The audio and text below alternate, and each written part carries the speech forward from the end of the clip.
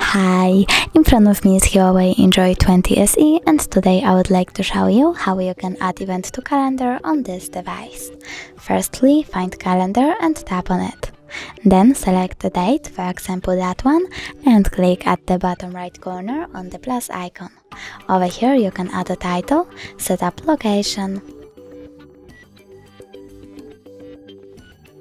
choose starting hour, ending one, set up notifications, minutes, hours, or even weeks before, add description and many other things. When you're done, click at the top right corner to save your event.